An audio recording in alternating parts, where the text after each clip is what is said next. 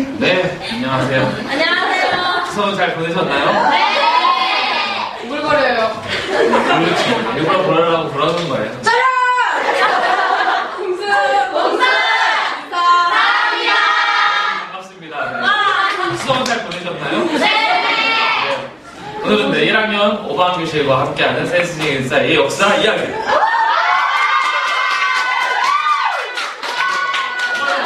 반응이 좋아서 여러분 중간고사 마지막 영상을 5반과 함께 하고 있습니다.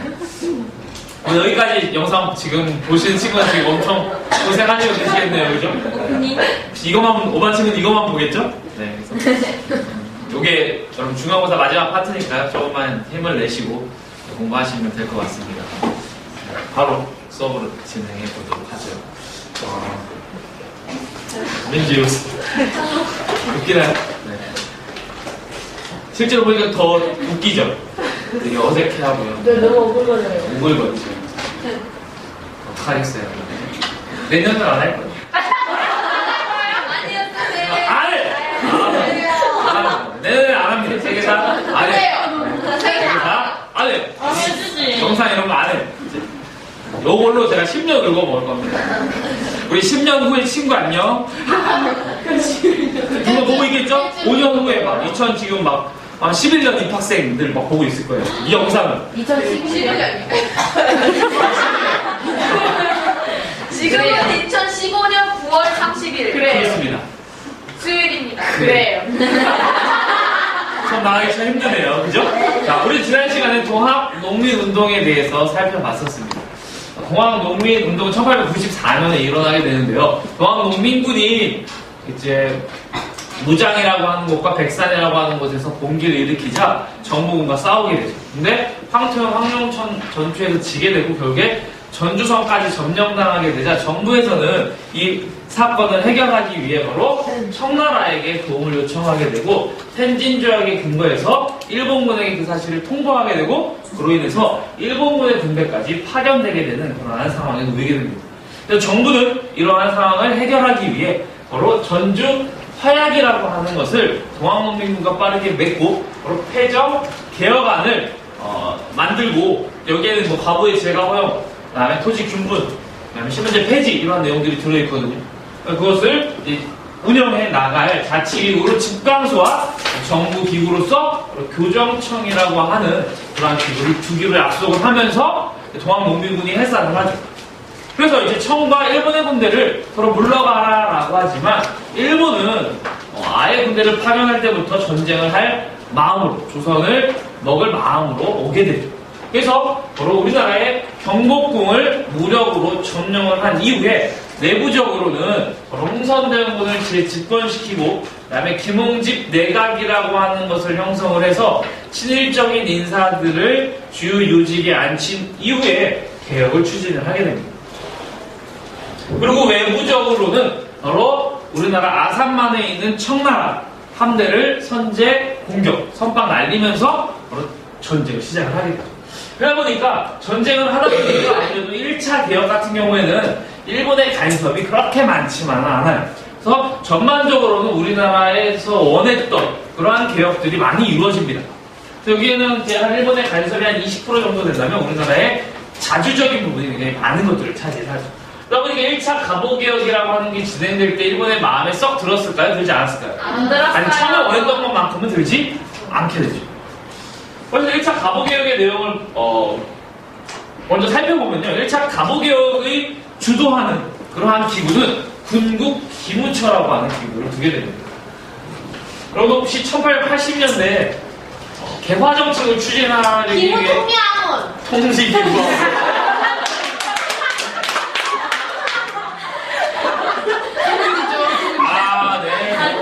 세상에 이러한 재미를 주기 위해 있으면 자신을 희생하는 저 학생 참 못생겼네요. 바로 통리기무하문이었다면 이 1차 갑오개혁 때 이 개혁을 주도하던 기구는 군국기무처라고 하는 그러한 기구를 두게 되죠. 그래서 이 군국기무처를 중심으로 해서 개혁을 진행해 나갑니다. 그래서 의정부라고 하는 원래 우리나라 최고의 행정기관이죠. 이러한 기구 이외에 어떠한 기구를 주게 되냐면 바로 국내부라고 하는 기구를 주게 됩니다. 이 국내부는 뭐냐면 왕실, 궁의 업무를 담당하는 그러한 부서를 주게 된 거죠. 즉 왕실에서 이제 더 이상 국가의 행정에 관여하지 마라라고 하는 그러한 의도로서 바로 이 두 개의 기능, 왕실의 업무와 그다음에 국가의 정책적 업무를 둘로 나뉘게 하죠.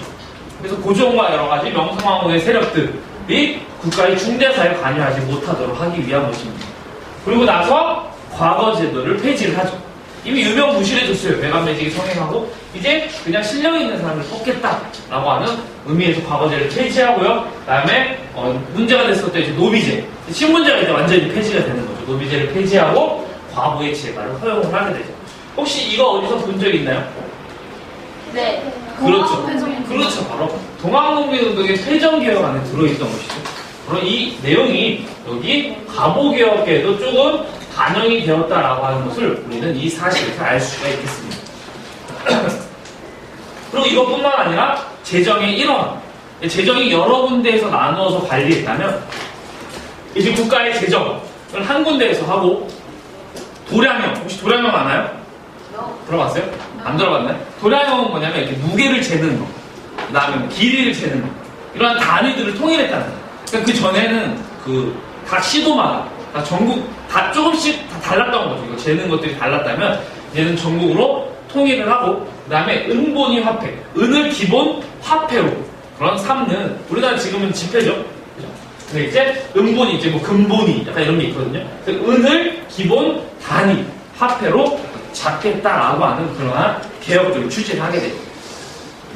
완전한 건 아니지만 선생님이 전반적으로 봤을 때는 좀 어떠한 느낌이 좀 있냐면 근데 참 어렵거든요. 여러분들 1차, 2차 을미개혁이라고 하는 걸 좀 구분을 할 줄 알아야 되는데 이게 조금 어떤 느낌이 있냐면 요거 같은 경우에는 일본이 많이 간섭하지 못하다 보니까 우리나라 주도적으로 많이 진행이 되었으며 우리나라의 요구사항이 많이 반영되었고 특별히 조금 그동안 문제점 좀 불편했던 것들이 많이 개선되는 방향으로 없어지거나 약간 이런 것들을 좀 떨어내는 안 좋은 것들을 떨궈내고 불편했던 것들을 조금 개선하는 그러한 방향의 개혁이 바로 1차 가보개혁이죠.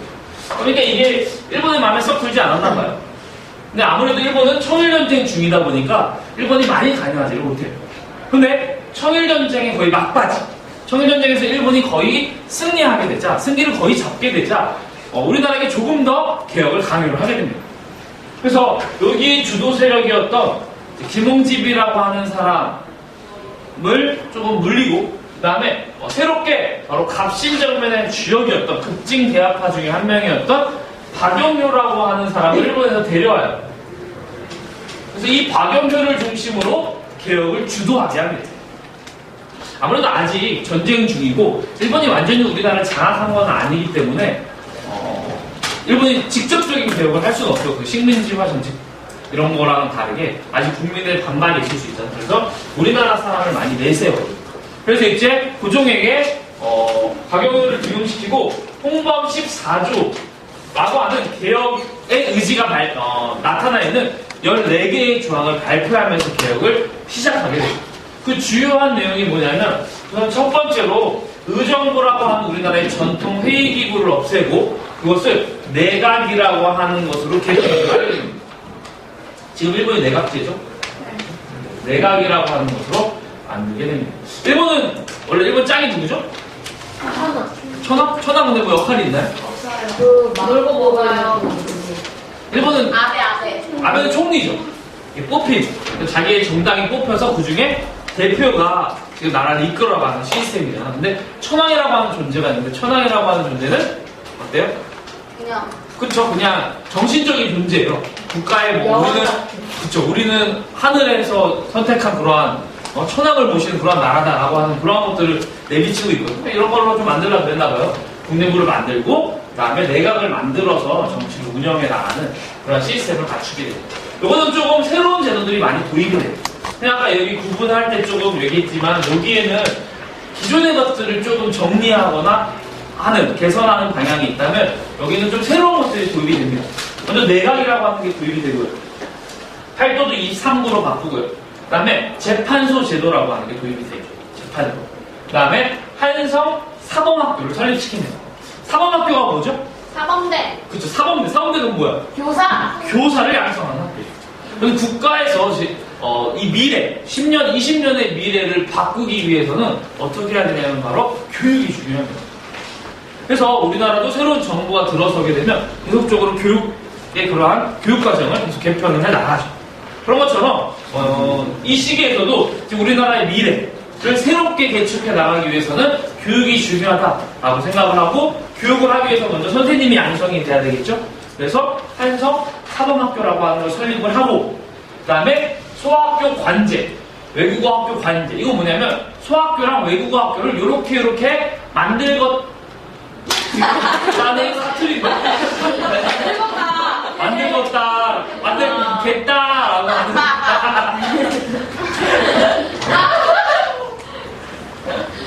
왜 나왔지? 사투리 쓰나요? 아니요. 안 쓰죠? 네, 엄청 중간 출신인데. 선생님 그러고 이렇게 약간 수업할 때 항상 존댓말 하지 않나요, 여러분들? 맞아요. 네, 리스펙트. 저도 이렇게 의도치 않았는데 나도 모르게 하고 있더라고. 그때 어디서 태어났어요? 선생님 서울 사람. 누가 봐도 이 시골의 향기가 풍기고 네. 누가 봐도 술 담배 많이 할 것 같고. 진짜 좋아해. 왜 이렇게 좋아하지? 공감. 공감하나요? 공감. 대학 가서 깜짝 다들 술 담배 할 것처럼 좋아요. 기독교 술 담배 입에 물어본 적도 없는데 아무렇지도 않게 담배 한 대 펴야지. 안 피는데 뭐 끊었어? 그냥 물어본 적도 없는데 술 담배 안 하는데 이게 술 담배 쩔어 있는 거.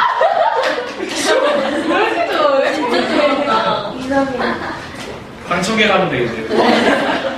때리라 그래요. 학교 관제와 외국어 학교 관제를 만들고 앞으로 이러한 학교를 만들겠다 라고 하는 그러한 것을 계속 하게 됩니다. 이렇게 내부적으로 가부개혁을 진행을 해나가면서 조선을 정치적으로 장악을 하고자 했던 거죠. 또 외부적으로는 청일전쟁에서 승리를 하게 됩니다. 일본이 1884년 갑신전면 이후에 잠자코 있다가 힘을 기르게 돼요. 그러고 나서 1894년에 청일전쟁을 일으키게 되고 드디어 청나라에게 승리를 하게 됩니다. 그래서 맺은 조약이 바로 시모노세키 조약입니다. 시모노세키. 세키가 여러분의 핵심 키워드죠. 시모노세키 조약. 이 시모노세키 조약. 그건 어떠한 조약의 내용이냐? 우선 청나라와 일본 사이에 맺은 조약으로서 바로 조선은 독립국이다. 그래서 청나라 너희 이제 조선에 대해서 얼씬거리지 마라. 조선은 독립국이며 그 다음에 너희 청나라는 우리에게 타이완, 대만과 요동반도, 우리나라 저쪽 요하강 동쪽 지역을 바로 우리 일본에게 내놔라라고 하는 그러한 조약을 했게 됩니다. 일본이 막 신났죠. 막 이겼으니까. 신난 거야. 근데 이 신남도 잠시 바로 저 북쪽에 있는 러시아라고 하는 나라가 일본이 성장하는 것을 견제하기 위해 바로 프랑스와 독일을 끌어들여서 외교적인 압박을 일본에 가하게 됩니다. 그래서 야 너희 요동반도나 이거 다 일본에 청나라에 돌려줘 라고 하는 바로 삼국 간섭이라고 하는 외교적 압박을 가하게 되죠. 일본은 전쟁도 한지 얼마 안 됐고 그 다음에 러시아에게는 자기가 힘이 붙인다는 걸 알고 있었죠. 그래서 요동반도를 반환하게 됩니다. 일본이 지금 김샜죠. 아이씨 조선이라도 지켜야지라고 하는 찰나에 바로 우리나라의 고종과 명성황후가 뭐야 러시아가 일본보다 센데? 라고 하면서 우리나라는 러시아에게 접근을 하게 됩니다. 그래서 우리나라 내부적으로 이때 친일파는 아니에요. 친일파 아니고 일본의 우호적인 근데 급진기 아까 배웠죠. 일본을 모델로 삼자라고 하는 거예요.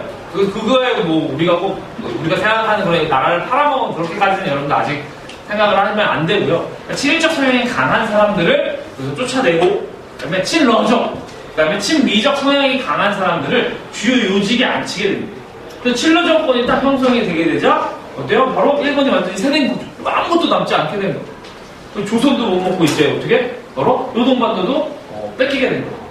그러니까 전쟁까지 했는데 아무것도 얻지 못하자 바로 일본은 여우사냥이라고 하는 그런 작전명으로 일본의 그런 무례배들을 동원을 해서 우리나라 경복궁에 들어와서 우리나라의 그저 명성황후를 시해하는 그러한 사건 정말 말도 안 되죠.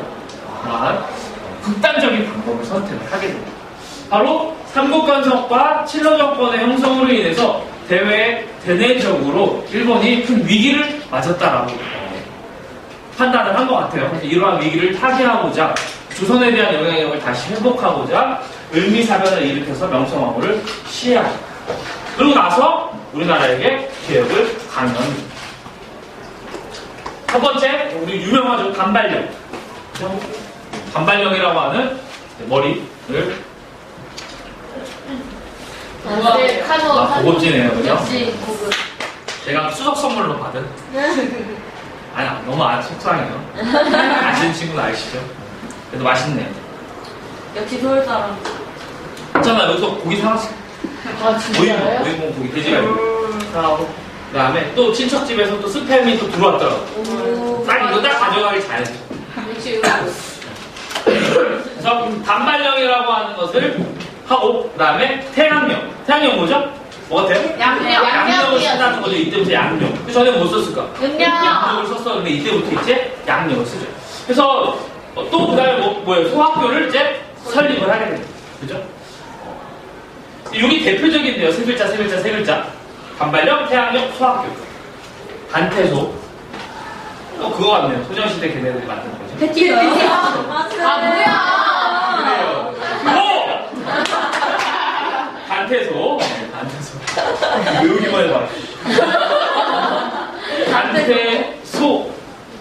요거 느낌이 좀, 여러분, 느낌이 어떠냐면, 요거는 과거의 것들을 조금 이렇게 정리하는, 좀 깨끗하게 이렇게 불필요한 것들, 이런 것들 좀 정리하는 스타일이라면, 요거는 좀 새로운 제도들을 만들어 나가는 그런 것이었다면, 요거는 굉장히 좀 밀접하죠. 우리 실생활에, 요건 좀 정치적이잖아요. 그죠?